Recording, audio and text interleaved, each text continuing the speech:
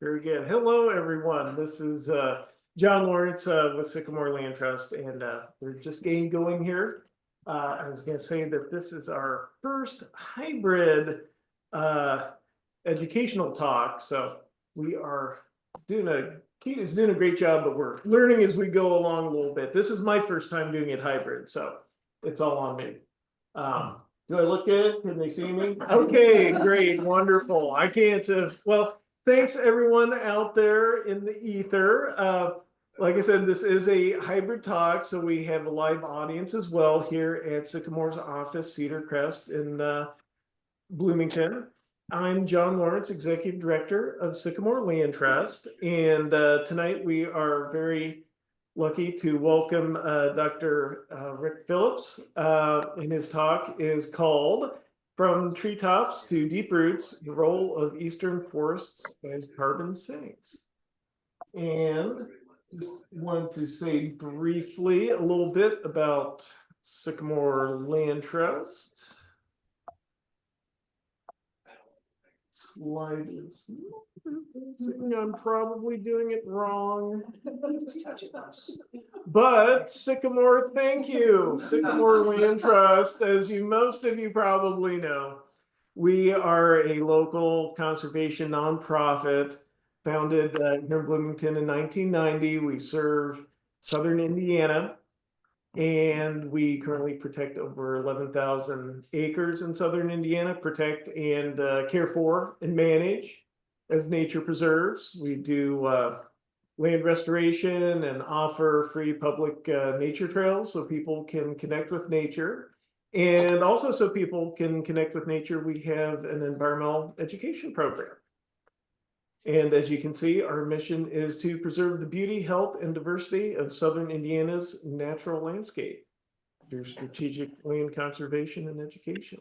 So we are very excited to have this program tonight, and I would like to welcome Erin Hollenden up here to talk about our partners for the evening. Come on down, and here's I don't want that. Okay. Hi, I'm Erin Hollenden. I'm a longtime volunteer for both Sycamore Land Trust and Citizens Climate Lobby. We are delighted to be co-hosting this tonight, and we're all in for a treat. I've been asked to share a little bit about Citizens Climate Lobby, and unlike John, I do need my notes. But we are CCL for short, a nonprofit, nonpartisan advocacy organization about climate change, over 520 chapters in the US, 150 chapters internationally on 6 continents. In Indiana, CCL has 11 chapters working out of all 9 of our districts. We're all working together to build the political will for effective national policy on climate change. And we send a steady stream of many different voices calling for Congress to take immediate action, and we're aiming to reduce America's carbon emissions from fossil fuels. We do this through grassroots outreach, like co-hosting this presentation tonight, tabling at events, working with media, meeting with all sorts of community leaders, and most importantly, lobbying Congress very persistently to take effective action on climate change. We build respectful, lasting relationships with legislators that prove to be more effective that way. And we promote understanding of problems and solutions around climate change. And we help citizens get trained to optimize the communication. We provide training and tools for all the citizens to feel like they can be doing something on this. Our initiatives lately have included expanding people's access to clean energy through community solar, enabling families and businesses to voluntarily subscribe to get credit on their utility bills based on power produced by community solar panels. And another big initiative that we are supporting lately is healthy forests, which we'll hear plenty about tonight, increasing tree populations, incentivizing private landowners, and fighting deforestation worldwide.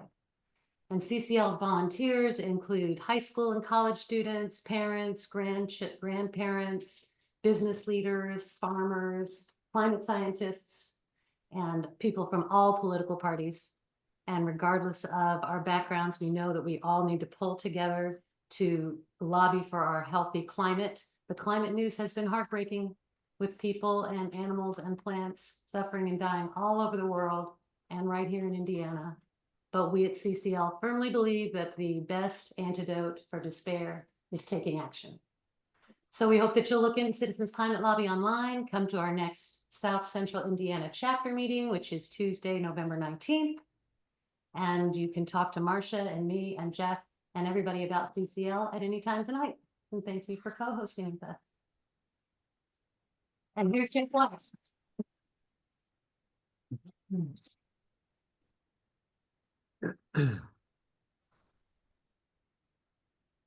That doesn't fast, does it? Which key is it? No, I think I was Jeff. Oh, just to hit the center of the pen, okay.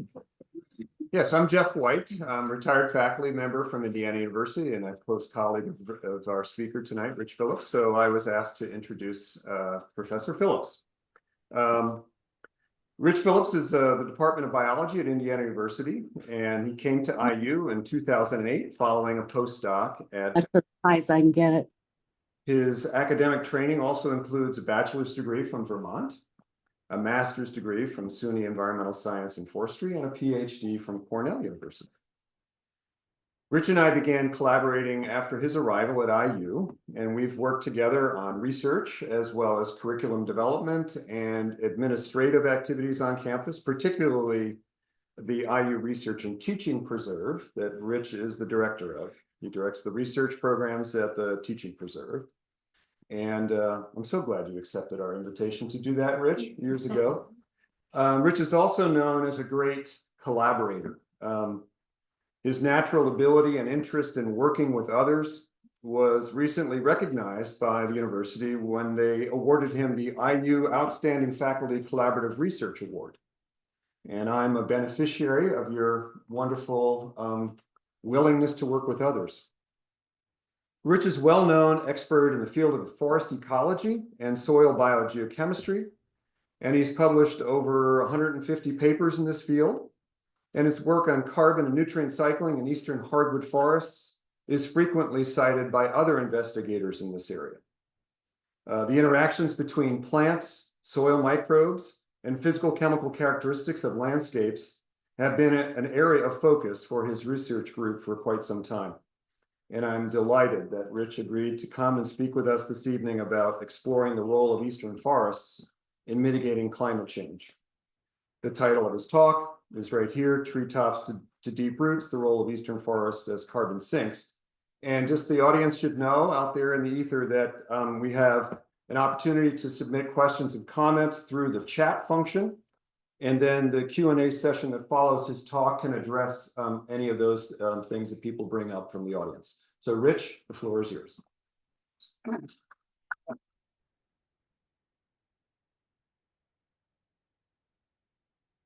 Thank you, Jeff, for the invitation, the lovely introduction. Thank you all for taking time out of your evening to come here. And thank you to Sycamore Land Trust for doing all of what you do and for, again, hosting me here tonight. So Jeff talked about collaboration and my passion for collaboration. I hope that comes out clearly tonight. The talk that I'm going to bring to you tonight represents work from a large body of people. Science doesn't happen in isolation. And so I'm here, standing here taking credit for a lot of this work, but this is work that's done through the hard labor of graduate students, undergraduates in the lab, other colleagues at the university. And so hopefully that'll be clear to you. So I'd like to start my talk. I actually changed the title a tiny bit. So I kept the second part, the role of eastern forests as carbon sinks, but I decided to change my talk to seeing the forest beneath the trees. And I did that because there's a different way that we often look at forests. So some people look at forests like this. These are my two daughters having fun playing in the forest. Maybe that's how you all engage with forests and trees. Maybe some of you spend a little bit more time like we do, looking beneath the leaves, looking at processes in the soil, whether they're microorganisms, fungi, that's a periodical cicada that happened to land miraculously on that fungus. This is one of my students who's digging up some roots in a drought experiment. So we spend a lot of time looking beneath the leaves, looking at the soil processes. And then what I'm going to start with today is telling you a little bit about the way we think of our forests conceptually as sinks for carbon. So, and that requires a sort of macro level view. As you can see from the top, high atop of our tower, we have a flux tower.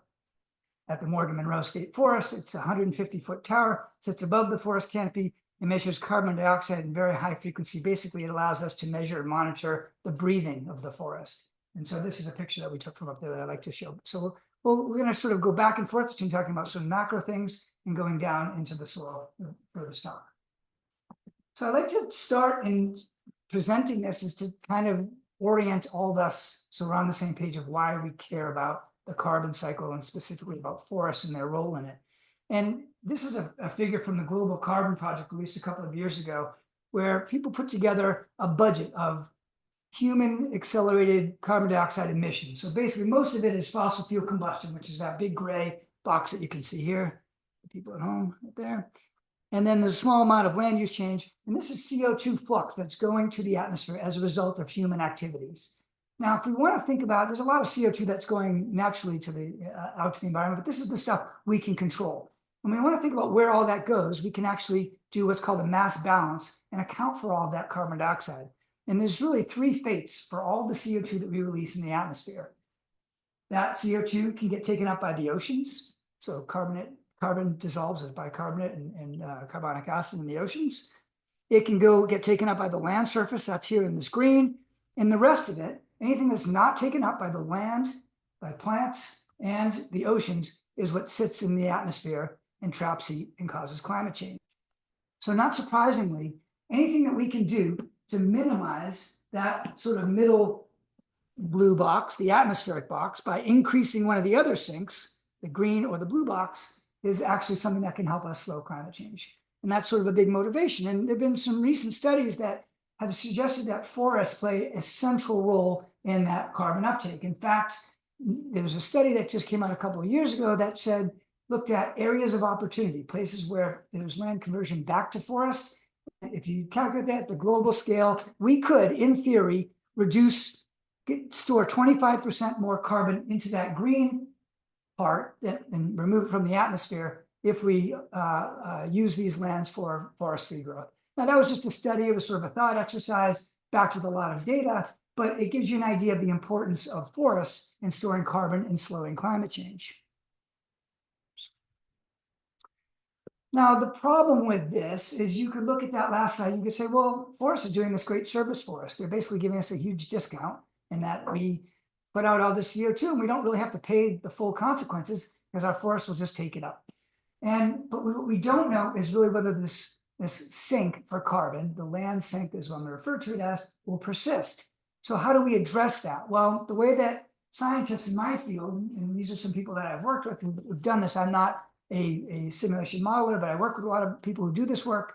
What they use is these different mathematical models that simulate both changes in land use, the types of forests and CO2 removal by plants. They simulate the climate forcing that we expect with different emission scenarios, and they make predictions about whether this land carbon sink is going to persist in the future.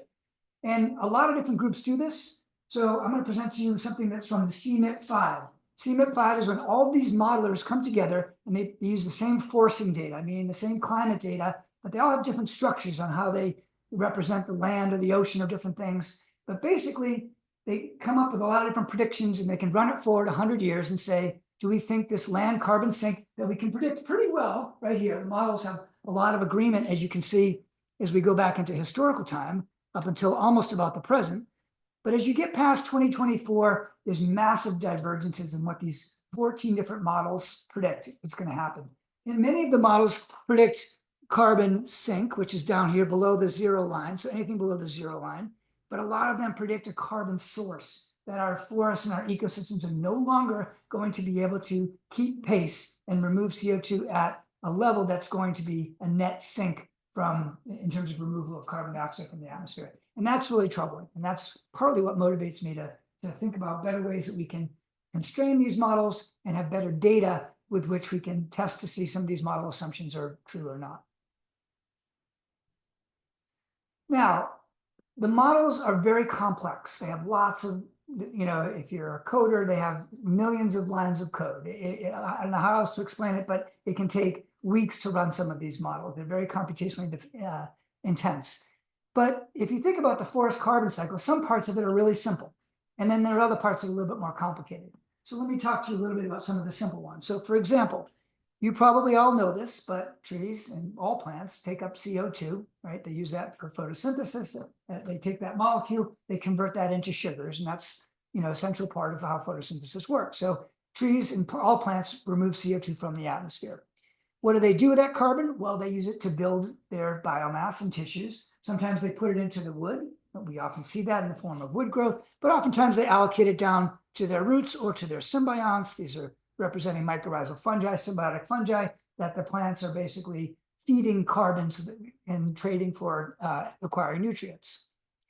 Now, that carbon can get respired, and all the carbon that enters in the soil will ultimately get respired, both by the roots that are living beneath the ground, but also by the microorganisms that are breaking down the organic matter, the detritus that's fallen, the leaves that have fallen, the roots that have died. So all that organic matter that ultimately falls to the forest floor, that goes back to much of that carbon goes back to the atmosphere as CO2.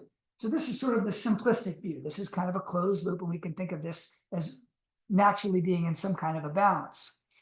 What's tricky though, and what makes this more complicated, and maybe this is sort of where your knowledge sort of ends and drops off, is all these other factors that make forests interesting to study, at least from our lab's perspective.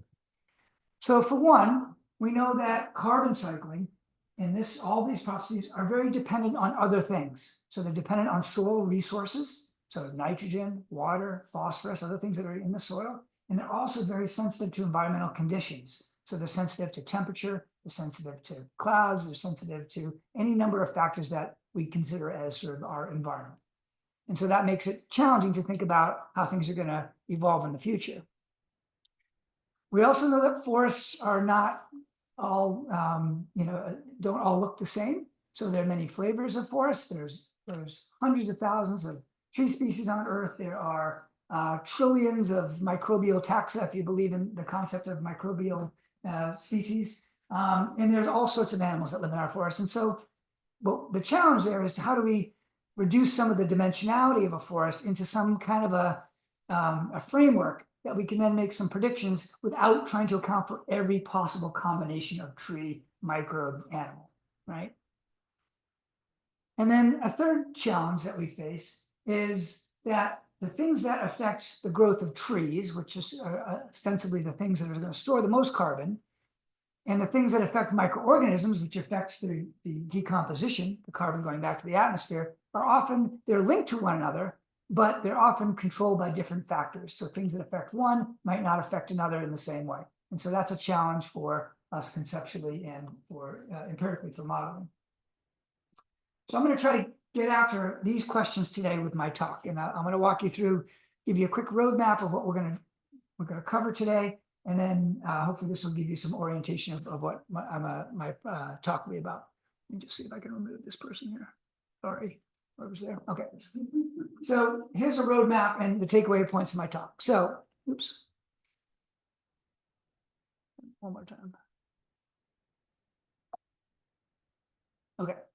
So in the first part of the talk, I'm going to talk about how eastern forests are responding to climate change and some of the work that I've done, this collaborative work I was telling you about with a number of other people, and we'll directly talk about some of the climate changes that are happening and how we think forests may respond.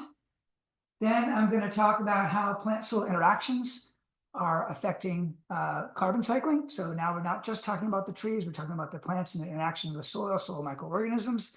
And then the third part, if you'll indulge me, I'll do a little bit of discussion of what are some actionable items from this research. And I didn't there's less on this part of the talk because I'm a scientist and most of my work is directed on generating the science and the research, but we always try to make connections to the work that I think is actionable. And I think some of the work that you all are doing here would fit right in. I didn't make those recommendations, but as you can see, hopefully we'll have a vibrant conversation about some actionable science that can come from the talk itself. And I'm going to give you my take-home points in case you're like me and you have a relatively short attention span. If nothing else, if you check out after this and something else comes up, at least you'll get these three take-home points. Take-home point 1, the impact of climate change on carbon uptake in eastern forests will be unequally distributed, not going to be the same everywhere. Maybe that's obvious, but that's something worth saying. Number 2, the fate of the land carbon sink depends in part on these plant-soil interactions. And hopefully I'll make that case to you with the research that we've been doing in our lab. And then 3, how we treat or manage our forests has the potential to have profound impacts on the land carbon sink and ultimately on climate change. So let's sort of bring this full circle to how we can do something about that. Okay, so let's get started on part 1. How is the climate going to change? So this is work that I did in collaboration with a bunch of other scientists, mostly at Purdue, but a few other Forest Service employees. It was called the Indiana Climate Change Impacts Assessment. And if you're interested, I think it's iccia.com is our website. I should have put it up there. But anyway, we have great materials there. And this was a group where we voluntarily went out and did a bunch of work to try to figure out what are the impacts of climate change on the state of Indiana. Forests, we did one for aquatic systems, we did one for agroecosystems, we actually did one on the climate itself. So there's all these different reports there, about four pages full of color, lots of figures. They're great. If you're looking for resources to share with your skeptical neighbor, send them there. Okay. But how will the climate change? So I'll give you a couple of figures that I think illustrate some of the things that we have coming our way that we have as challenges. So for one, temperature, that's the one people often think about, rising temperatures. Now this is a map of summer spatial analogs. And what that just means is, what do we think the summer temperatures are going to be? If I told you the mean average temperature is going to go up by 1 degree Celsius, you might say, great. So it goes from 56 to 50, or that's Fahrenheit. If it goes up a couple of degrees Fahrenheit, what does that mean for me? But I think this map tells it in a better way graphically. So for example, depending on what kind of emission scenarios that we predict, and there's different emission scenarios in the assessment, whether it's a moderate or a high emission scenario, by the year 2050, our summer climate will resemble the climate in Alabama and Arkansas. Okay, that's what the summer climate that they have. And if you've been to those parts of the country, know it's significantly hotter and drier there. If we look at 2080, we're down in southeastern Texas with the high emission scenario. So the trees, the forests, the character of our livelihoods and environments are going to be significantly altered if we are on these high emissions trajectories, and if some of these models are correct in terms of predicting how we think things are going to shake out. So I think that's one way of predicting that. Now that's summer. That's temperature. What about rain? Rain's a little bit harder to predict, and it's a little bit more variable.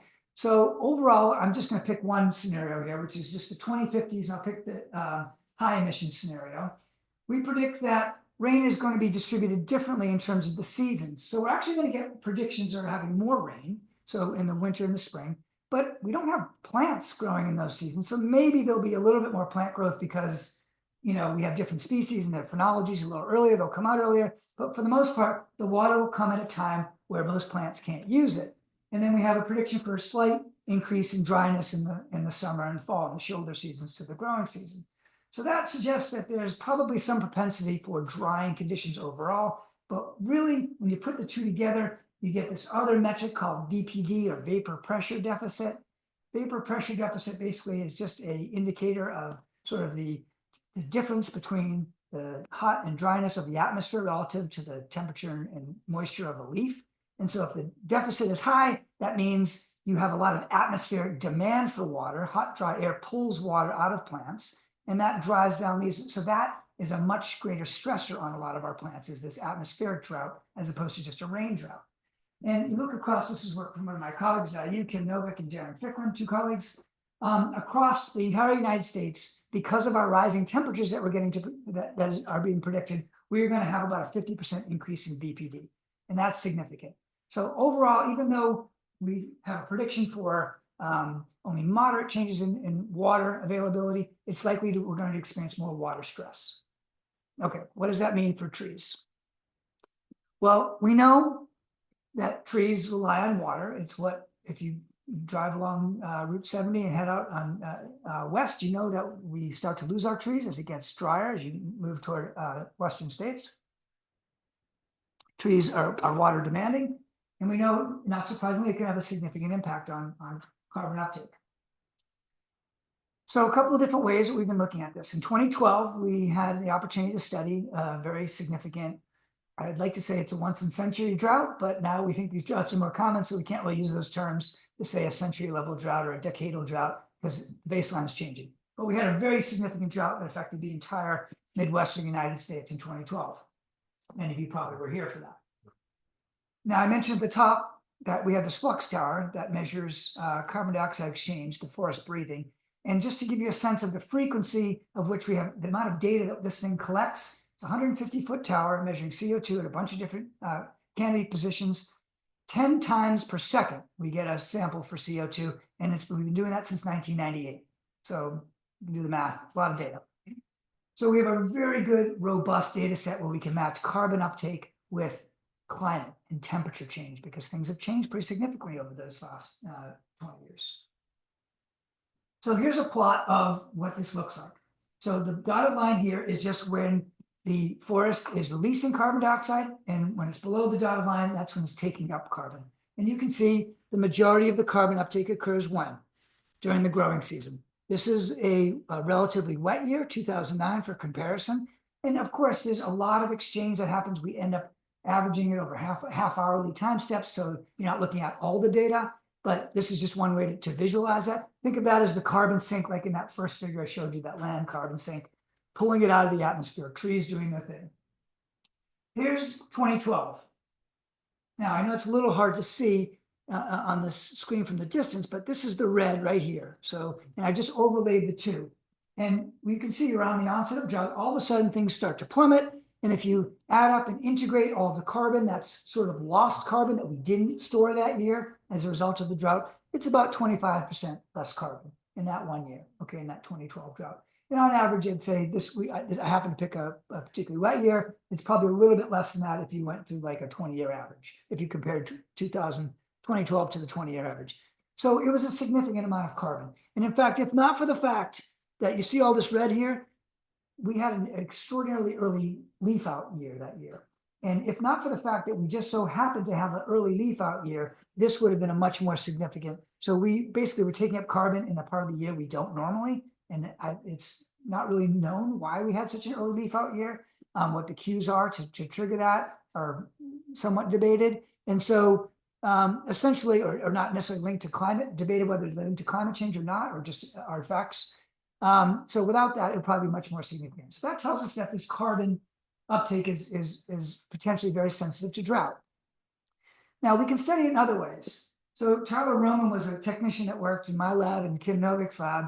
And one of the things we like to do is, we like to have some fun too. So we rent cherry pickers and we go up into the canopy, and then we have a little device. It's kind of like this tripod here. We strap it onto a leaf and we can measure photosynthetic at the leaf level, really measure the physiology of what's happening at the leaf level. And we got to do this for a whole bunch of species. And we happen to do this. We rented this cherry picker fortuitously in the beginning of 2012, not knowing that we're about to have this massive drought. So we captured a lot of really unique data. So this is leaf level carbon uptake. And this is where the drought occurred. That's that red dotted line that you see there. And what I want you to take on from this is not to try to think about, well, what's causing this, is that you can see that for one set of species, or one group of species, the drought or the onset of the drought didn't seem to have a big effect. It did sort of plummet later in the year, and that's the green one. Those are the oak trees. But for another set of species, this is the tulip and the maple trees put together, it had very significant impacts. So some species are going to be affected more than others. And maybe that's not surprising, but that's something that I was talking about at the beginning, these contingencies. Not all species are going to respond the same. Oaks happen to be more well adapted to dealing with drying conditions. Now that, there's some other consequences of that, which we can get to later, but that's just as a way to start. Not all species are the same. Another thing we did during that same year, and this was actually, we had been doing this for many years beforehand, is we installed these things called dendrometer bands. These are steel bands that we put around trees. We can measure the radial growth of the trees. And these are really good for capturing yearly trends in growth, but we actually measure them every couple of weeks, and it has a little spring-loaded spring on it, basically, that allows the tree to accommodate the swelling of the base. And if you look at the woody biomass, so then we can convert that into biomass using some things called allometric equations, just an equation someone has made the conversion about how much the radial size of a tree equates to biomass. And if you look at the amount of woody biomass that we lost in 2012 relative to normal or average rain years, tulip poplar got hammered. Okay, maybe this is consistent with trees you have in your yard. You saw this by 76%. Sassafras, big reduction. Sugar maple, big reduction. Oaks, not as bad, but they did feel the drought. So again, talking about this not equal distribution, or in terms of uneven distribution of how trees will perceive or be impacted by the drought. I think you can see that from this side, looking at the woody impacts. Now, the problem is, you might say, why does that matter? Well, the biggest consequence is that the future forest is probably not going to be oak around here. And you probably know that. There's a lot of efforts underway to regenerate oak, but it's not regenerating very well on its own. So whether it's with fire or other amendments, people are trying very hard and actively to regenerate oak. But maple and tulip are doing just fine. And so if we have the sensitive species that are probably doing just fine, but we also have the increased frequency and intensity of droughts that are coming our way, as our climate change impacts assessment predicts, we're kind of heading for a perfect storm, where the trees that are most dominant are the ones that potentially could be the most vulnerable. So this idea of drought sensitivities is something that we've looked at a lot of different ways, and we really wanted to, this is what I presented to you is just Morgan Monroe's, the 2012 drought. So we wanted to look at this more broadly across the region. So a former postdoc of mine, Lloyd Derangeville, said, well, how can we glean other patterns from tree rings? Because tree rings, we can go back and we can reconstruct past relationships between climate. We have really good climate data that goes back decades, and we have really good ability to understand how rings relate to climate. What can we do if we use these tree ring chronologies? And so, oops, let me just do that again. Sorry about that. Okay, so Loic used a tree ring database where you can download these chronologies. He found tree chronology from 10,000 trees, over 10,000 trees, 24 different tree species, including many of the ones that we studied, across 452 sites. So now we're talking about, like, if it's something just about the sugar maple here in Morgan Monroe Forest that's different than the sugar maple in northern Vermont. Well, we can start to look at that when we look at some of these trends. And he matched the tree growth to historical droughts. You can do that using, and this is sort of the important part of what he did, is he defined drought in a consistent way. So we could measure this, a drought was defined as the temperature, or excuse me, the precipitation anomaly, meaning that relative to the average, how much drier was it? And that way you can compare a drought in Vermont and a drought in Indiana. It's not the same amount that doesn't come down in rain that matters. It's the amount relative to the normal average, right? So you're trying to normalize things. So this is a graph of a bunch of different species. You don't necessarily have to pay attention to the letters if you're not interested. But basically, what this is showing is the normalized growth index. And basically, looks like I got cut off, but basically this is 100%, meaning that the tree growth was unaffected. If it's above the dotted line, that means tree growth actually did better in a drought year. Now, most of these are below the line, and this number you can't see here, I think, is LITU. Anyone know what that is? Liriodendron tulipifera. So that's our tulip poplar. So our tulip poplar across this region, and it's not as broadly distributed as some other species, but did really poorly. And that's about, I think if you saw the axis in here, it'd say about 85%. So about 15% growth reduction. So not as significant as Morgan Monroe. But again, this is averaging over all the tulip poplar and all the droughts that it's experienced across the northeastern US. Now, these three red dots here are the sensitive species that we saw at Morgan Monroe, and some of them shake out, some of them don't, in terms of being the same patterns that we saw in terms of the oaks. These are the maples right here, Acer rubrum and Acer saccharum, and then there's the tulip poplar on the far right. Now, what you can see, you'll probably notice, and maybe what draws your attention is that there's a big error bar, meaning there's a lot of variation in that data. And that's what happens when you have, 10,000 trees. So we started to say, well, what explains some of that variation?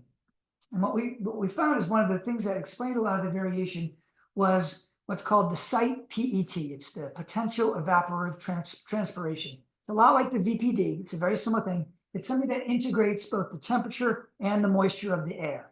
Okay, so all you have to know is that as you go from 400 to 700, that means it's getting increasingly warm and dry. Okay, that's your drought stress. And as you can see here, as things got warm and dry, the growth goes down in a pretty linear way. Now, I put this up here because I thought there's something interesting, which is that if you look at where Morgan Monroe is in terms of the average site PET, it's a little over 600. And you look at the growth response, right now, that would suggest that where we are on an average drought, this was for a moderately sized drought, it shows about maybe a 10% reduction in growth across the entire forest, okay? If you fast forward that and you say, okay, we're gonna increase the VPD, we're gonna increase the hot and dryness of the air, as you can see, we quickly go down a pretty steep slope. So that's the trajectory we're on. And by developing these kinds of relationships, we can start to make some predictions of where things are going to go, because we know these are pretty uniform relationships across big areas.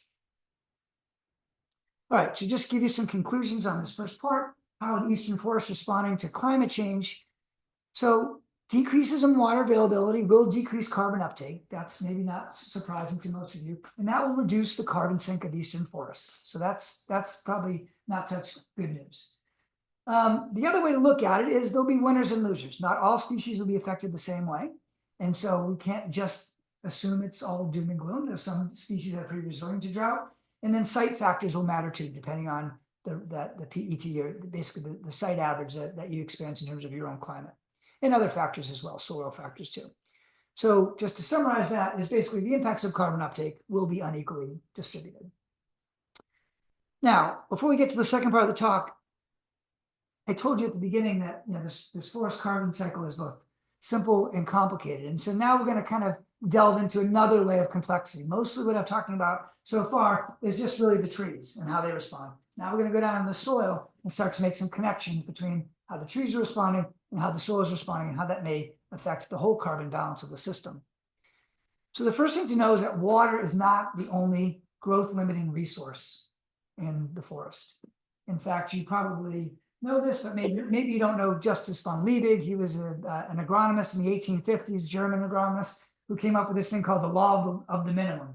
And Liebig's law of the minimum has sort of been a bedrock in nutrition ecology for centuries. Basically, the idea is that plant growth is limited by the nutrient that is least available in the lowest supply relative to the plant's demand. So sometimes that's nitrogen, sometimes that's phosphorus, sometimes that's calcium. But basically, whatever is the nutrient that is most in need by the plant, but is least available, that balance is sort of the law of the minimum. And so plants invest carbon below ground to their root systems to try to offset that limitation. So his analogy was using a barrel. You can think of a barrel as the water in the barrel is the yield, and basically the slat, that's the lowest. So in this case, it's a nitrogen slat, the one that has the lowest slat. Until it doesn't matter how much you have of the other elements. If you don't have enough nitrogen, you'll never put more water in that bucket, right? That's what's leaking the bucket. Now, if you get more nitrogen, if you add fertilizer, then that nitrogen can go up and something else can become the most limiting nutrient. So maybe you know this, you buy a bag of fertilizer, we add to our ground, there's 3 numbers in the bag of fertilizer. First number is nitrogen, second number is phosphorus, third number is potassium. Those are most often the limiting nutrients in forest. But in our forest, it's mostly nitrogen and to a lesser extent, phosphorus. Okay. So how do we make sense of that? Well, it turns out that plants have evolved a strategy for dealing with nutrient limitation that's very ancestral. In fact, it's believed that the first plants that colonized the land from aquatic systems were able to colonize land because they formed symbiotic partnerships with fungi that could acquire nutrients from the soil for them in exchange of carbohydrates. Plants are really good at bringing in carbon for carbohydrates with photosynthesis, and plants do have root systems, but they're not necessarily going to be able to get past all the limitations that they face. So nearly all trees on Earth associate with fungal partners. These are symbiotic fungi. The tree provides carbon to the fungi in exchange for nutrients that the fungi retrieve from the soil. And there's 2 main types of mycorrhizal fungi that trees associate with, and only 2. And most trees only associate with one or the other. So this is very old evolutionary, like this is the evolution of the tree, probably was part and parcel of the evolution of the symbiosis. Now, I won't go into all the details about the differences, there's many. But there's called arbuscular mycorrhizal fungi, and I'm going to, throughout the rest of this part, I'm going to refer to them as this structure. They form little arbuscules, little trees inside the cells where they exchange carbon and nutrients with the fungus. And then there's ectomycorrhiza. They form these little mantles. They grow this mycelium all around the outside of a root, and then they put their mycelium out to the ground, and they make this sheath. And so I'm going to use red and blue and these symbols throughout the talk to remind you of these 2 different types of fungi. And despite all the great differences between the fungi, I'm going to reduce that down to something even simpler, which is that the ones on the left, the arbuscular mycorrhizal fungi, are really good at scavenging. They're good at creating surface area. They're small. Think of it as like they make a lot of tiny little roots that go out and scavenge nutrients. That's their specialty. The ectomycorrhizal fungi are miners, meaning they can actually get nutrients from things that are previously unavailable. They can take it out of organic matter. They make enzymes to break it, decompose things on their own. They can get it out of rocks in the case of phosphorus. Now, where I started with this work is with an observation, which is that if you look at the distribution of so I said at the top here, 40% of Earth's trees are AM, 60% are ECM of the Earth's trees. That's an estimate. Where are they? Where do they occur? Well, AM trees typically are red. The red just means they're dominant, right? That's this axis right here. AM trees are dominant in the tropics because having this partner that can scavenge and go around and quickly get nutrients is a great adaptation when it's warm and it's wet and you're just trying to compete with your neighbors because it's a resource-rich environment. Now, the ectomycorrhizae are dominant up here in the boreal forest. And that's because what? Because it's cold and it's dry or cold and wet and organic matter builds up. And so having this partner, this symbiont that can go degrade organic matter for you is a pretty good adaptation because then you can actually be very successful. Now, what we're going to do for this talk, though, is we're going to talk about the temperate zone. And what you notice there is the colors are yellow-green. And that's a unique environment because both AM and ECM trees co-occur. So it's a good place to make some comparisons of AM. You wouldn't want to compare a tropical tree to a spruce forest from Nova Scotia, right? Because that's just there's so many other factors that are different. So we're going to come down to a level playing field and compare temperate forests. Now, Indiana, I said the temperate forest is a good place. Indiana is an even better place to study these questions because we have dominant trees that associate with AM fungi and dominant trees that associate with ectofungi. Maybe some of these are your favorite trees in your backyard and ones that you're familiar with, okay? And because we have canopy dominance, these aren't just things that sort of peter out after the seedling or sapling stage. These are things that do make it to the canopy. We can start to look on the landscape to see if there are patterns of how these different fungi and associations are influencing different things that we might care about with respect to carbon and maybe even nutrient cycling. So when we started this work, we had this hypothesis that these AM trees would differ in their nutrient cycling, nutrient use, and as a result, than the ECM trees. And as a result of that, depending on if you went out to a stand that was dominated by AM trees and one that was only 20 meters away that was dominated by ECM trees, there would just be some fundamental differences in the way that the plants were interacting with the soil. That was sort of our hypothesis. So one way we tested this, one of my first graduate students, Megan Midgley, went out and said, okay, well, let's do the easiest thing we can think of. Let's get some leaves. Let's put them in these bags. They're called litter bags and mesh bag. We bury them in the ground. We had AM and ECM trees. Oops. So we had 6 different species, 3 AM, 3 ECM. We buried them all over the forest. And then you sequentially harvest them and you look at the decay of the litter over time. It's just a proxy for how fast the leaves will decay. And what we found is that the AM trees on average decayed about twice as fast as the ECM trees. Okay, so there's a difference. One of them has fast decaying leaves, one of them has slow decaying leaves. We wanted to look at this a little further. So Matt Craig was a student that came a few years later. He did a jar incubation, but with a lot more species. So this was one of, these are figures from his dissertation.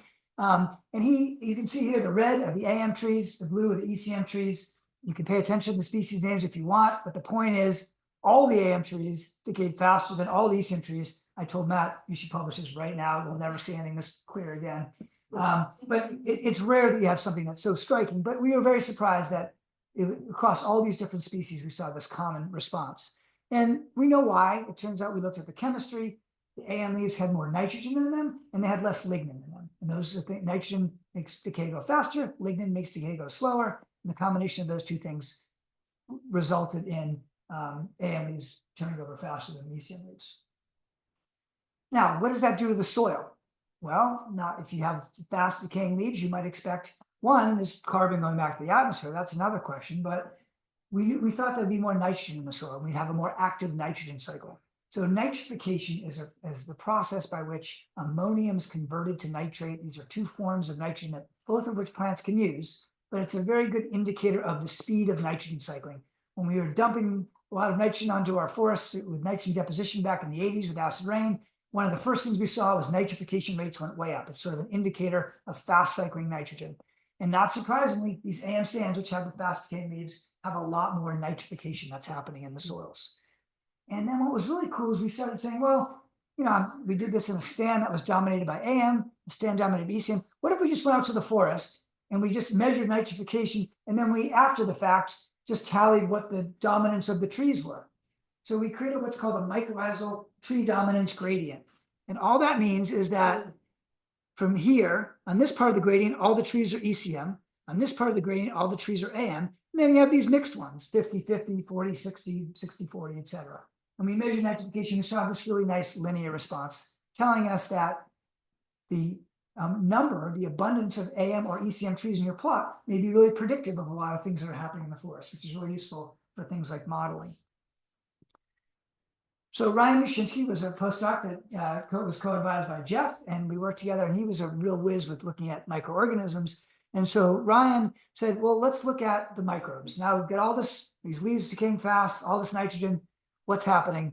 And he did what's called shotgun sequencing. And this deep sequencing, he looked at the different copies of genes, and you don't need to worry about these different pathways. These different colors just represent different nitrogen genes that are encoded for different nitrogen transformations. But the take-home message is there are about 5-fold more nitrogen cycling genes that the microbes are producing in AM stands relative to the ECM stands. So the microbes are really ramped up. And then we've gone and we've measured a whole bunch of other things with other collaborators. That was just bacterial genes. We've looked at the fungi. Turns out as you increase the dominance of AM trees, you have more bacteria and fungal diversity. You have an increased abundance of fungal pathogens. So maybe that balances some things out. And you also have increased diversity of understory plants. So lots of things seem to be tracking the dominance of these different trees.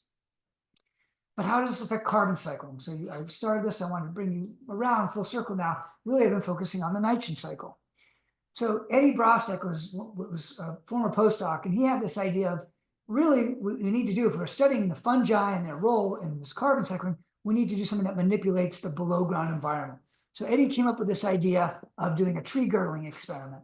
Tree girdling is a process by which, remember I told you how plants take carbon from the leaves and they put it down into their root systems, they feed their fungi. Well, if you girdle a tree, you disrupt the phloem, which is the pathway through which carbon flows from the leaves to the roots. So you stop it. So think of that as a bottleneck right here. And therefore, you can then look at what happens, right? If you think that this is important, this carbon pathway, so it's not just the leaf litter now, we think the roots are driving some things. We would expect if you girdle the trees, you'd see some responses. So what Eddie did is he wanted to say, okay, let's look at this girdling response in an AM and ECM dominated stands in a bunch of different forests. And I'm just going to walk you through this. It's probably the most complicated figure I'll show on this whole line because it has a ratio. It has a girdling effect, which is basically just means the effect on this one enzyme that's involved in nitrogen cycling. And basically it's in the treatment plots where we girdled relative to the control plots. So any numbers that are above the 0 line means the enzyme went up. If they're below the 0 line, the enzymes went down. And the enzyme of interest here is this thing called nagase. And it's a microbial-produced enzyme that's basically involved in the breakdown of organic nitrogen. So trees need to break down organic nitrogen so they can get it to take up ammonium or nitrate. And so it increases the availability of the plant, but it also increases CO2 losses back to the atmosphere. So what Eddie found with this nagase enzyme is that the ECM trees, when you girdled, so let me walk you through this. So the girdling started, they had an immediate drop in this enzyme. So enzyme activities went way down, meaning there's much less of it's sort of that dynamic system now is being suppressed. The AM, there was a little bit of an effect. These were not significantly different from 0. And as you can see, that effect was sustained for over a year. And so what we concluded from that is that there's a tight coupling between the carbon that's going below ground and the nitrogen that's getting cycled. And this was sort of a little bit more of a mechanistic link between the carbon that's going into the soil and the rates of nitrogen cycling. It's not just the leaves that are decaying faster. It's also that in these ECM plants, in fact, this is probably how they're getting their nitrogen is rather than just getting it from their decaying leaves, well, their decaying leaves in the ECM plants are slower. So instead, they're mining it out of the organic matter. So that told us that there's some fundamental differences in how carbon and nitrogen were being cycled in these systems. Okay, so this hypothesis we had, was that there'd be different nutrient use, and I think I hopefully have shown you that we had pretty good support that these plant-soil interactions were different. Just to summarize that, the AM stands had fast decaying litters that accelerated the microbial nitrogen cycling and diversity of the microbes, and therefore the trees needed to invest little in below ground in their root systems because there was a lot of nitrogen already in circulation from their decaying leaves that which they could just retrieve. The ectomycorrhizal dominated stands had a different strategy. Their litters decayed more slowly, and therefore their nitrogen cycling was more suppressed, and therefore they had to invest much more carbon below ground to then get nutrients back out of the soil, because if they didn't make that investment, they weren't going to be able to keep pace and maintain their nutrition. And this together is this idea of these different stands, something that I came up with Eddie and Megan, and we wrote a paper about this called the mycorrhizal associated nutrient hypothesis or main framework. And this idea of just AM and ECM differences is something that we've been using as a lens to looking at and trying to reduce, like I said, all the variation in plant-soil interactions that one might find. And so since this paper came out in 2013, there's been a lot of other support for the main hypothesis, and this stands in funding. It just represents that you put out a hypothesis and you hope there's support for it. In this case, I feel like we really lucked out. And people have done syntheses, meaning they've looked at other places across large regions, sort of like we did with the tree ring study, or meta-analysis studies of studies, and there's support that litter decay rates are faster in AM than ECM. Soil carbon storage is different. It's greater in the AM than ECM. Soil acidity, tree sensitivity to drought seems to be different between AM and ECM to connect the first part to the second part. So lots of other things. And I don't have time to go into all these today, but these are all things that we've now published on and we're building on because it's a nice framework for thinking about how do we deal with all the heterogeneity of plant-soil interactions in forests. And this may be one framework. Now, I wanted to get you back to something that's important. Before we leave this part is that we live in a world and we can study what's happening now. We can study what's happened in the past with tree rings, but we really want to know what's going to happen in the future. And we can do our best to assume that the past is reflective of the future response, but we really don't know that. And one of the experiments that I worked on when I was a postdoc was called the Duke FACE experiment. And FACE is an acronym that stands for Free Air Carbon Dioxide Enrichment. And it's basically means that we took forests, we took these giant PVC pipes that went up to the canopy. We had portholes in all of them. We had a big ring. We had the portholes all facing in, think of like a jacuzzi.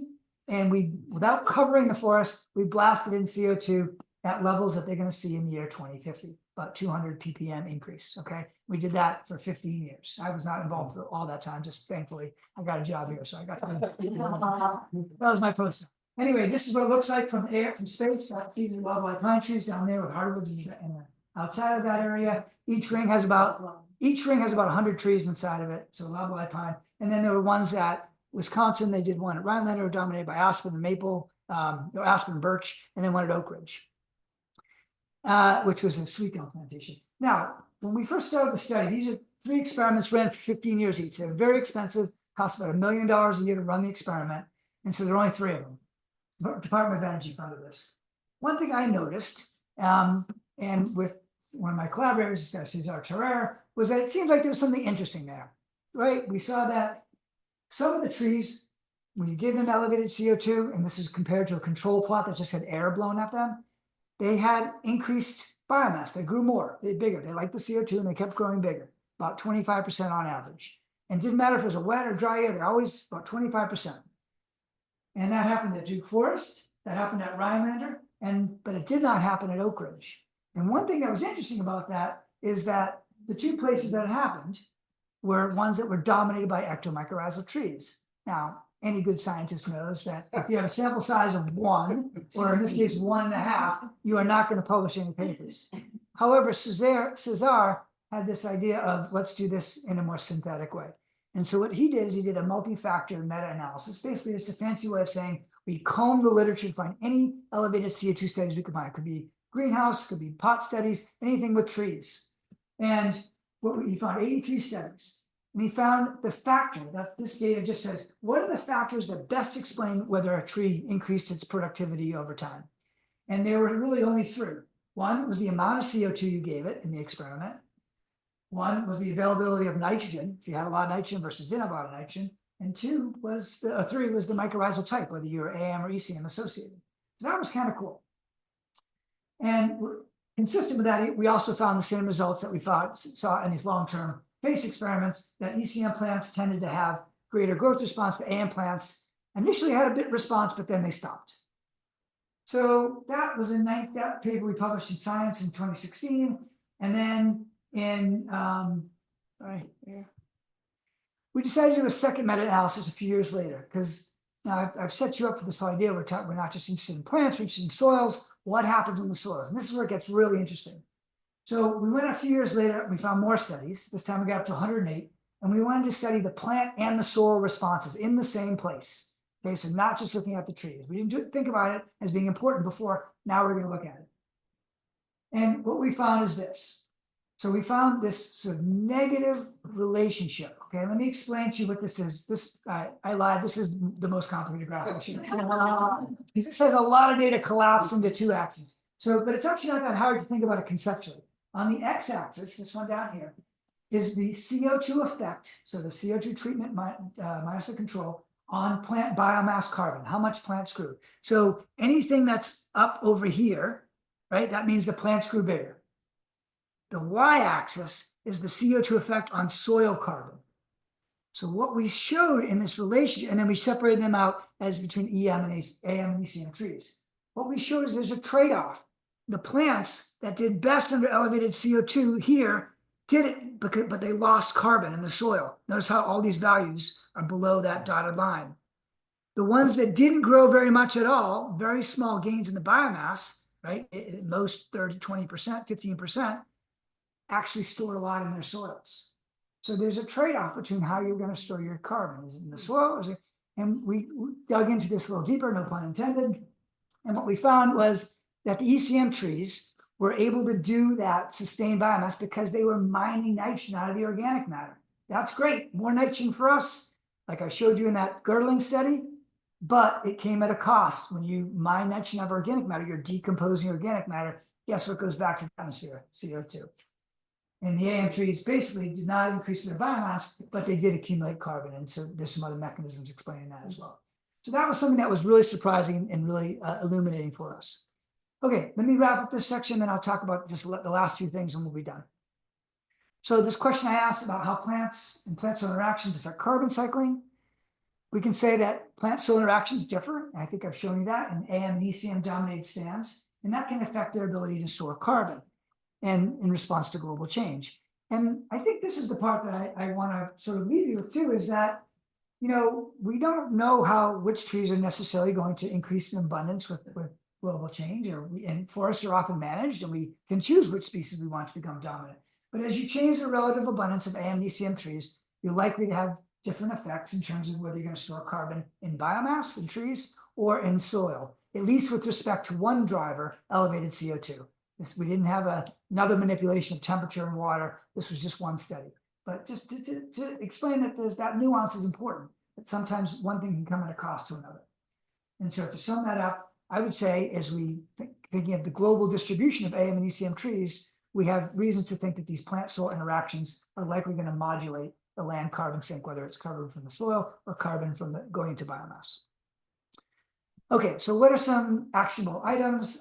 Again, admittedly, this is not a long section. I just wanted to throw out some ideas. I thought maybe this would be fodder for a conversation. I'd love to hear from you all, because you probably have some better ideas than I do. But a couple of things that I think are worth taking away from this talk. One is that whether we're going to plant trees or we're going to promote the growth of certain trees, we should do it with characteristics of those trees in mind. And sometimes the diversity of the trees is something we want to foster. More species is better. But sometimes we just want to find enough diversity in their functional attributes that can give us differences in terms of their ability to store carbon. So I'll give you one quick example. This is a plot of all the mycorrhizal dominance differences across the United States. So these little dots, there's 112,000 of them. So don't try to count them. Trust me on this. And the blue ones are ECM dominated, the red ones are AM dominated, and then you can see all that yellow-green is where we have mixed stands. This is data from the U.S. Forest Service's FIA program. So we did this. We made an assessment of all the trees, and we lumped them in plots as being AM and ECM dominated. Then we looked to see whether is there one that's doing better than the other? The AM plots doing better than the ECM plots? Now this one, you really shouldn't squint. These are actually all the data points, all those little gray dots. But I've made it easy for you. I've divided up the United States into 33 ecoregions. They're just sort of like blocks of land, regions where things are most similar to one another. And then I said, is the relationship between the mycorrhizal dominance and the productivity of that stand, is it linear positive, meaning that the AM trees are most productive, linear negative, meaning the ECM trees are most productive, or is it unimodal positive or unimodal negative? Unimodal positive means that the mixed plots have the greatest productivity. And in over 70% of these 33 regions, I think it was 26 or whatever that number is of 33 regions, we found that the best fit to describe that relationship was a unimodal. So this idea, when AM and ECM trees are in near even abundances, that alone is pretty good for storing carbon. This is just tree productivity. We didn't do anything with the soils in these plots. So again, this idea that maybe we can maximize carbon storage this way. The second thing is, there's no more data now. That's the last data slide. Is that I think as we think about things like forest management, if we can continue to monitor things like soil carbon and build that into our framework of how that might change with harvesting or reforestation, whatever. And there are people doing that work. It's just not the top priority often as how we manage our forests. I think we can make many inroads to understanding how these cycles are linked and probably have better outcomes. And I think better quantification and verification is really important. So I didn't tell you about this, but there's just anecdotally, sometimes when we study the soil, if you want to go back and do a repeated measure where you study soil change over time, soils are very, very patchily distributed. So over here can have a lot more organic matter than over there. And they're very different by depth. And there's very strong drop off. As you go down below 10, 15, 20 centimeters, your organic matter plummets, exponentially decreasing. So if you dig into your soil and you go down 10 centimeters and you go back a year later and you go down 9.5 centimeters by accident because you just didn't have the ruler calibrated correctly, it's going to look like you gained carbon because you're now sampling. It's a concentration. You multiply it by the mass of the soil and you're going to think that you've gained carbon. So we need better verification. People need to know that. It's sort of like the dirty little secret of carbon markets and verifications. The soil stuff, the markets are going way faster than what the scientists are saying. Like we need better verification. So that's an actual item, I think. And finally, I think I hope the takeaway is that you should be skeptical. And this is not a doom or gloom point, but just I think to say, people will often say, we're about to face an administration that's probably going to say, that the trees are taking up all this carbon. So why worry about things, right? That land carbon sink is fine, it's thriving. But it's not so simple. And we can't rely on the past as a predictor of what we're going to see in the future in terms of future carbon uptake. Okay, so I gave you a lot there. I'll just review those 3 take-home points again. Impact of climate change and carbon uptake will be unequally distributed. The fate of the land carbon sink depends in large part on plant-soil interactions, and how we treat or manage our forests is likely to have impacts on the land carbon sink and ultimately on the pace of climate change. Now, as I said, I tried to highlight a number of people who are involved in the work that they did, but many of them I couldn't involve in this talk for the sake of brevity. But there are many collaborators that were involved, and I want to thank them here. This work, just as I said, does not happen in a vacuum, and I love to collaborate, and that's how I learn more as a scientist, by interacting with others. I've had great technicians in the lab who've helped me over the years, so thank you to them. And then I've had very generous support continuously since I started at IU from Department of Energy, National Science Foundation, and some other funding support as well. So with that, thank you for your attention, and I'd be happy to take questions.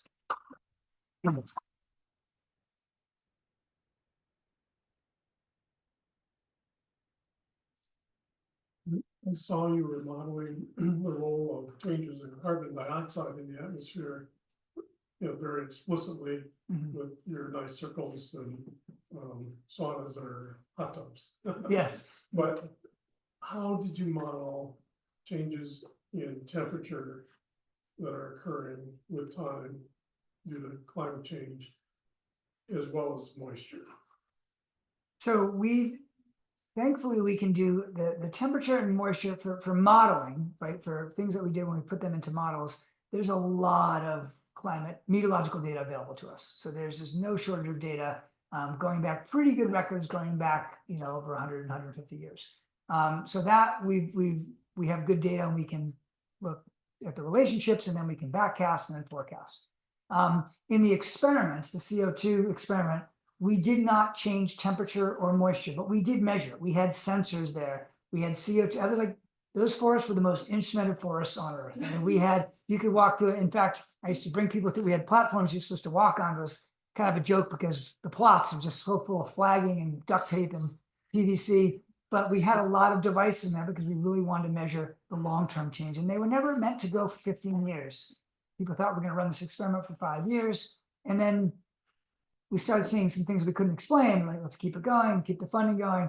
And so thankfully we were able to keep that long-term. It's very rare to get to run a 15-year experiment like that, especially such an expensive one.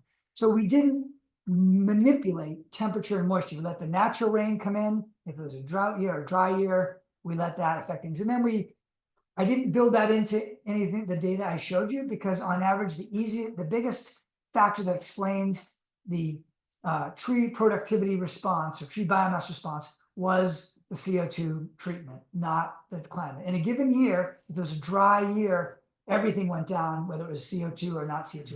But there are important interactions with CO2 and elevated CO2 in the atmosphere and water. And that's because when plants close their stomates, they save water. Guess what? If you have a CO2 enriched environment, you can actually close your stomates a little earlier. And so you can take up the carbon, shut the windows, batten down the hatches, and save water during a time of drought. So that's an example of, and people have done these studies where the direction of stresses of CO2 and water may be a little bit offsetting, because as a plant's dealing with water stress in a rising CO2 world, it can probably be a little bit more efficient with its water use. Okay, thank you. Yeah, welcome. Yes, and then we'll go chat in a minute too. Is that okay? Sure, Yeah. yeah. I want to understand this main hypothesis a little more. When you talk about, I think I'm hearing this, that the ECM trees invest carbon to get more nitrogen. Is that right? Yes. What do you mean by that? So they invest in their roots and their symbiont. So the organs and tissues that are involved in nutrient acquisition are the roots, and then those mycorrhizal fungi that scavenge the soil. There's more carbon that goes down, that they take the carbon from photosynthesis, and a larger percentage of what they take up goes down to support nutrient acquisition tissues, whether it's the fungi or the roots. So they invest more that way.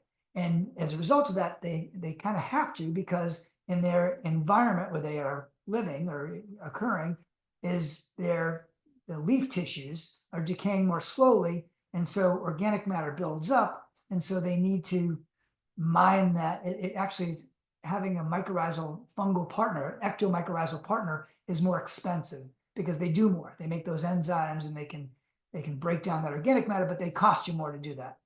So that's the idea of there's a greater investment, but they get this return back in the form of nitrogen.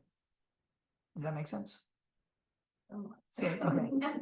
And so I had talked just recently talking about the difference between, say, the oaks and the more mesic species, that the oaks are able to reach down into the rock itself, and whereas the others are more in the organic layers and the soil layers. So how does that? So the oaks do have tap roots, and they have deeper roots, and they can access water. And that's one reason we think that contributes to, among many, that they seem to be more buffered against drought, because they can find water. And there's no water in the main part of the soil profile. They can get into these deeper profiles of water and get closer to the water table and access water from there. And it doesn't take a lot. You can dip your one root and go and transport quite a bit of water. So that's part of the water story. How that relates to the carbon cycling and CO2, we don't know. There's not a lot of nutrients down at depth. So going deeper and having a deeper root system isn't going to necessarily get you some supply of nutrients. So don't know that would help them there, but the main purpose of the taproot was probably evolved for water acquisition. So that's a big factor, and one reason why the ECM plants seem to be more drought tolerant. I didn't present that data, but I said that they have greater drought sensitivity. They basically can handle drought better, these ECM plants, is probably related to the deep roots and not necessarily the fungi, although there's a lot of research now of whether the fungi, this greater investment in these, they're outsourcing things to this fungal partner that does more. The AM fungi, they just don't do that much. They're the ancestral state of the fungi. They're like very not well evolved to deal with a lot of the conditions that we're experiencing right now. They're great for some places like the tropics, but just not as much right now. The ECM fungi are more expensive, and so potentially they could also move water. And there's been some research recently that suggests that the fungi themselves are transporting water and redistributing it into the upper surface layers. But it's controversial and not well developed yet, that research. Oh, yeah, can we go there? Is that all right? Yeah. We as restorationists, especially in this area, convert a lot of agricultural fields into tree plantations. So a lot of those fields have had nutrients stripped away, their topsoil is non-existent, all of these issues. We as restorationists, what are some things that we can do to improve soil quality prior to planting or during planting? Yeah, no, it's a great question. So yeah, the plants on marginal lands, they'll probably grow, but they're not going to be very robust. And there's a lot of active research in this area because of, restoration is a huge field now, and a lot of people are practicing. But some of the research I've seen, there are a couple groups that are really pushing forward on this, and I won't say that it's the data are there to support it yet, because it's really been only the last 5 to 10 years that people have been doing this with trees.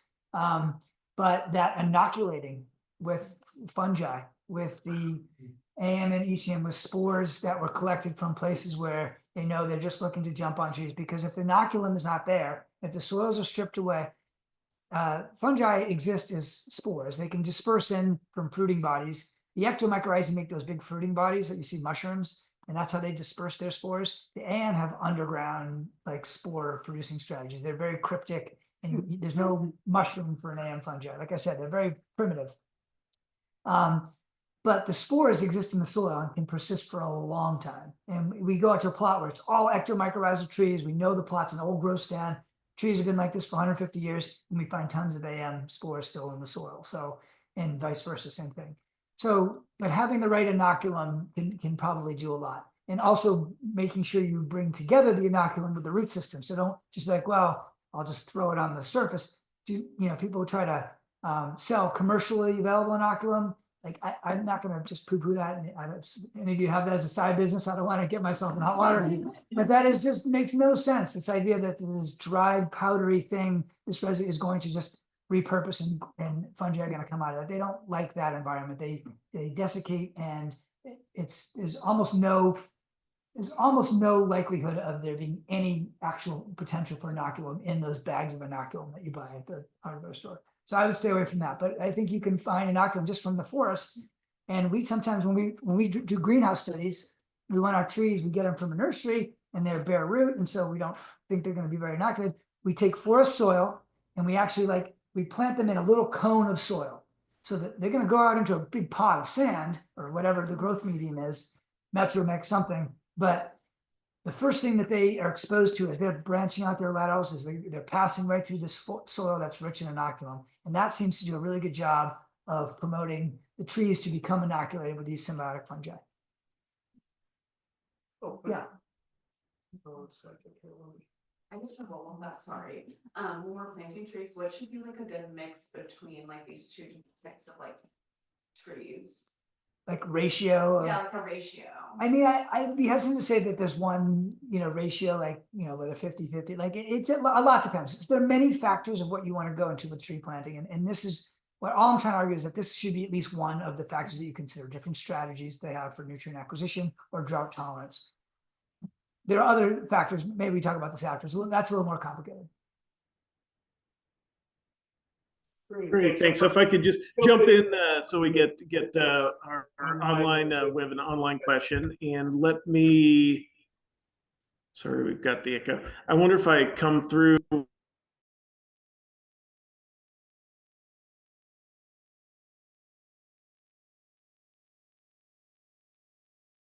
Great, then I'll. Well, no, but it's. I'm not sure it's going on there. Anyway, we'll go for it. Sorry, like I say, we're learning. 3-part question, so maybe let me read the whole thing and then go back to the first part, not a memory test. Number 1, would planting a forest help sink carbon as well as just preserving one's, meaning forests already grown? 2 is, and if one wanted to plant a forest, would fast growing softwoods be better for carbon sinks? And finally, are lawns / grasslands almost as good as forests for sinking carbon? So to jump back, the first one was, would planting a forest help sink carbon as well as preserving an existing one? Yeah. Okay. Excellent questions. I would say, it's hard to say, and I don't mean to hedge, but I'm not actively doing research in tree planting for restoration and carbon storage. And I know people are really interested in this, but in general, the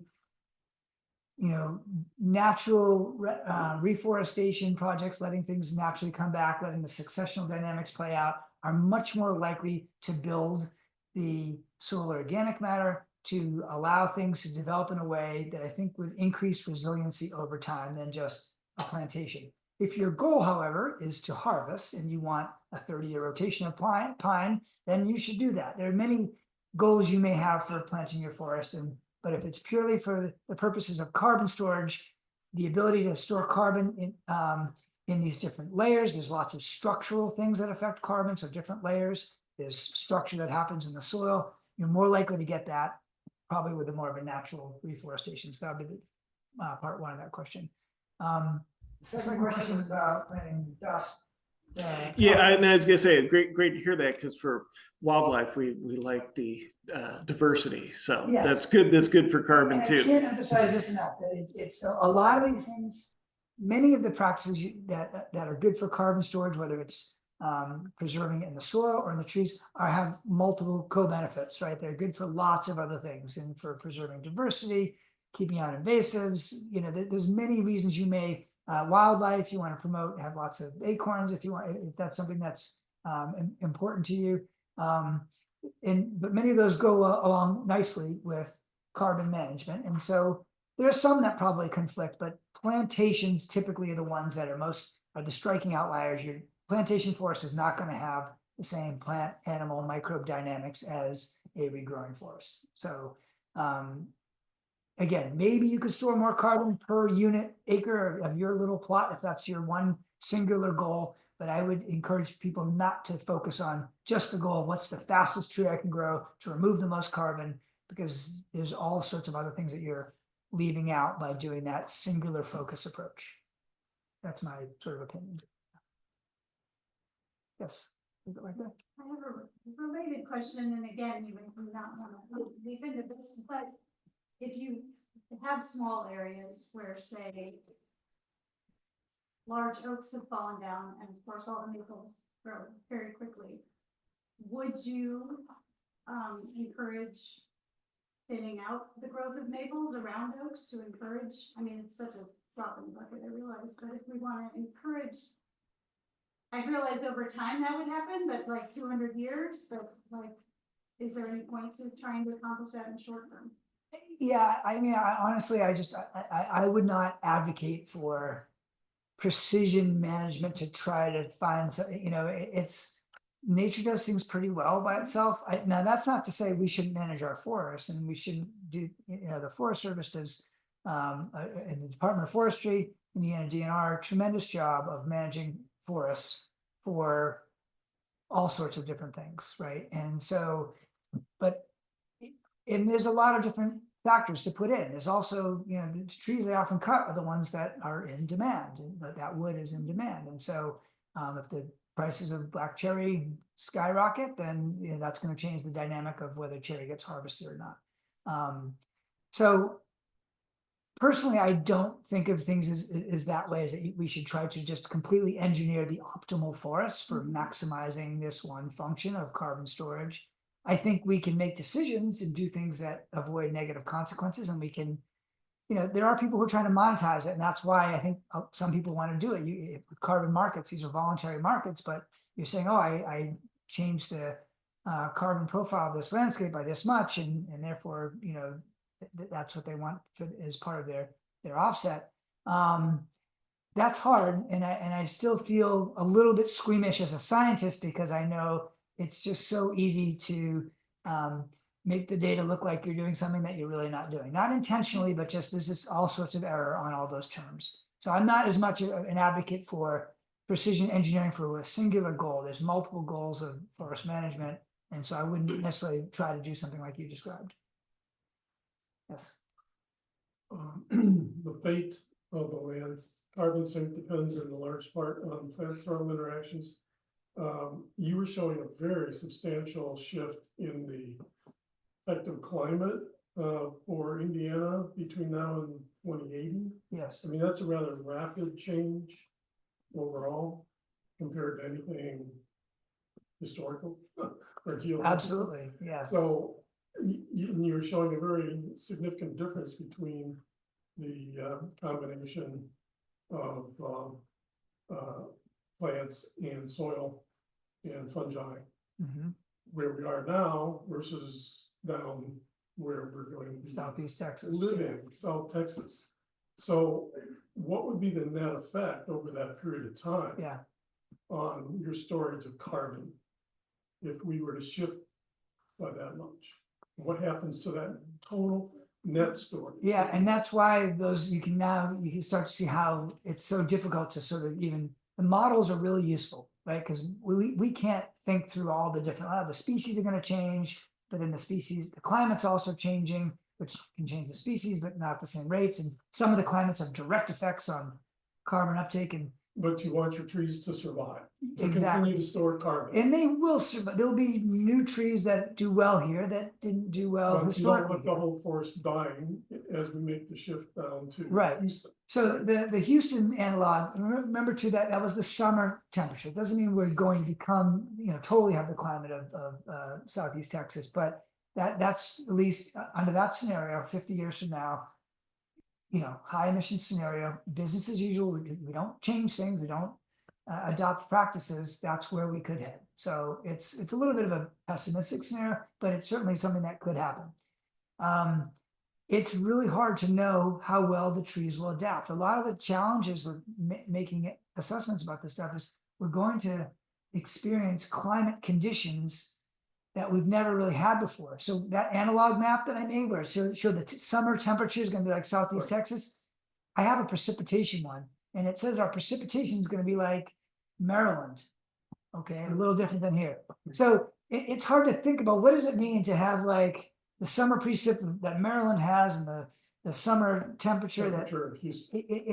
it's complicated, and the trees are not well adapted to these new environmental conditions, so we don't really know. And then that's even just ignoring the biology, the dispersal. Some plants are really good at dispersing and dealing with it evolutionarily. They've done well and they've made it this far. They will find a way, but we don't necessarily know which ones will disperse in these new areas and then how they will respond to the new conditions that are constantly being thrown their way. Doesn't it seem like diversity would serve your interest? That is a great argument for diversity. This portfolio approach of like the more species we have, the more likely that one of the species will be resilient to the change. Monoculture, you're more likely to not have the wrong conditions for the That's right. survivability of that forest. Yeah.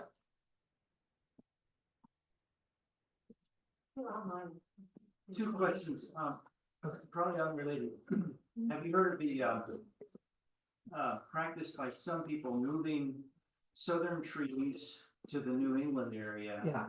in anticipation of climate change, hoping they had an adjusting time and fill the void perhaps of what we do lose. Assisted migration is called, yeah. Second question, when you do biomass studies, you have to include the mycorrhizal relationship at the root level in the biomass analysis, don't you? You don't keep them separate. We do measure root biomass. We don't measure the fungal biomass. It turns out it's kind of a hard number to get, that the fungi turn over pretty quickly.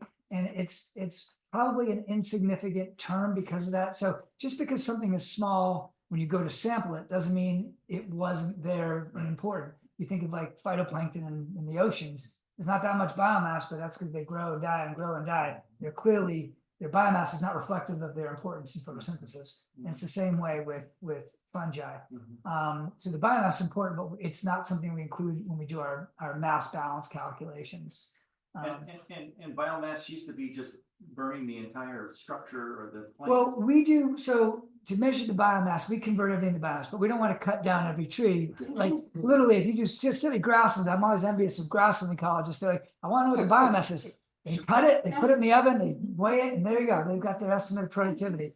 We can't do that with trees. So we use all these other relationships.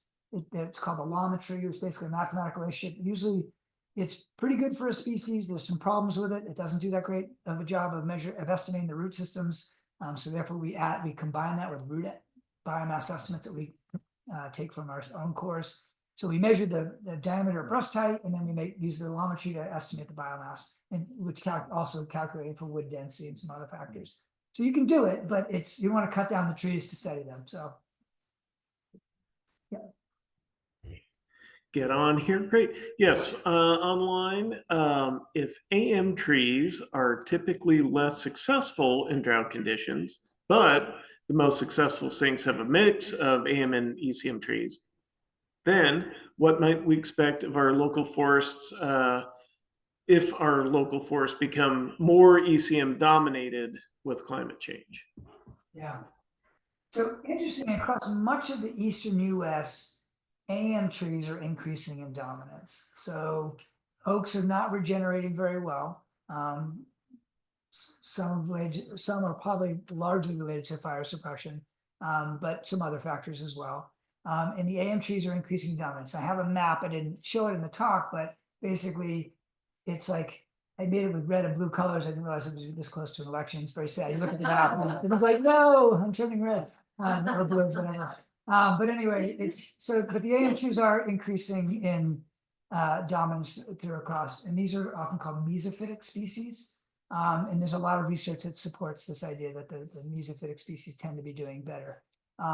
So there could be localized places where that's certainly the case, but that's actually not what we're heading for right now, at least if you look at the last 30 years and project. Nice thing about forests is, like, in the absence of management, we can get a pretty good idea of the future forest by looking at the understory in the different layers. The trees that are going to be the canopy dominant are the ones that are at your knees or just above your head in, maybe 20 or 30 years, if there's a gap that opens up. So we know by looking at the demography of what's not coming up into those younger layers, if you don't have younger saplings that are coming up, they're not going to be in the forest. As soon as those old guys die, it's not going to be replaced by the same species. So in general, the AM trees are doing better over most of the region. But it's an interesting question. And again, I try not to get too much into how it's all going to shake out, because there's the drought story, there's differences in sensitivity, but you combine that with responsiveness to elevated CO2 and nitrogen deposition and warming. There's multi factors that are affecting our trees. And so it's hard to predict exactly who the winners will be and losers will be under all scenarios. We can pick under one scenario, we can say drought, and pick another scenario, say warming, but it's hard to think about the totality of all the different changes, who are going to be the winners and losers. Okay. Sounds like we're kind of getting towards the end, but if I can hit you with one last one, we only have one more on let me turn myself on for the folks outside. Got one more online and want to give credit to Ben, one of our wonderful land stewards and recent IU grad. Good for him. So it's a little technical, so good for Ben. What are the implications of prescribed burning as a management practice in terms of nutrient cycling or mycorrhizae proliferation? Yeah, that's a great question. So a lot of people are using burning as a tool to promote regeneration or invasive species removal. And the effects on the soil fungi are not that well known. So people who've studied this that I know are people who study in California, where fire is a very significant part of the natural disturbance regime. There's been a lot of work. Typically low level fires, like the ones that are used in prescribed burns, will burn off a little bit of the litter layer, but they don't affect the soil very much. You go down 5-7 centimeters into the soil below the organic horizon, you'll see no effects of the fire down there. And so that's good news for the spores and things that are likely to come back, is they're not. So if we're trying to do something that has for a management outcome that we want, like bringing back oaks, and we fire, if all of a sudden we realize we're reducing the spore bank significantly and affecting what's going to come back, then that wouldn't be good. So I don't think that's going to happen, because the kinds of low intensity fires are typically used in these prescribed burns usually don't affect the places where the soil spores will reside. Well, because I just recently saw Forest Service research that was looking at the success of these oak hickory restorations. Yeah. And they need to destroy the duff layer in order to move the conditions so that the oak, can dominate. So in that case, then we are losing the mycorrhizae fungi. Is that correct? Well, the duff layer is usually, that's another term for the forest floor. That's usually the surface layer, litter, and then maybe a little bit down. A lot of the stuff I was talking about today is deeper in the soil, 10, 20 centimeters into the soil. So that's below the duff layer. What you're talking about is a good point, though, which I didn't address in the last question, which is that part of the reason why these mesophytes, these moist loving species, get in is they drop their leaves and they produce more leaves, and they keep the soil wet. They change and alter the environment and the landscape, so oak trees are less likely to regenerate. Oak trees typically, I mean, I wouldn't say all the time, but some of the more open savanna type canopies that you see is sort of a positive feedback. It's self-sustaining, and as soon as you start to fill that in with a lot of understory and a lot of leaves that then trap water, it becomes a positive feedback or negative feedback to their positive feedback, right? It goes in the other direction. It keeps things getting wetter and wetter. So part of that removing of the duff layer, I think, is to sort of halt that process, to allow oaks to have a more, less moist layer of litter that's then going to inhibit future regeneration, allow them to keep it a little bit more open too.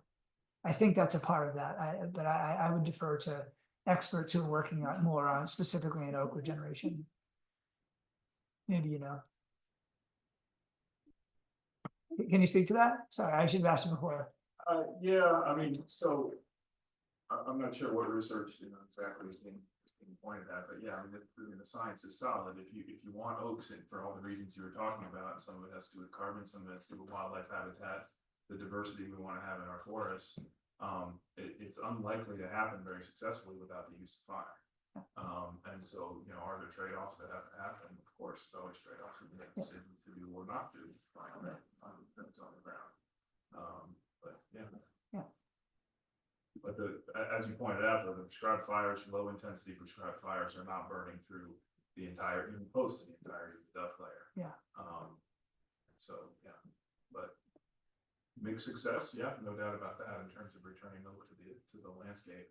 But that's not the sole purpose of those actions. Thank you. Well, thank you again, all. This is really fun. I'm happy to stick around after and talk.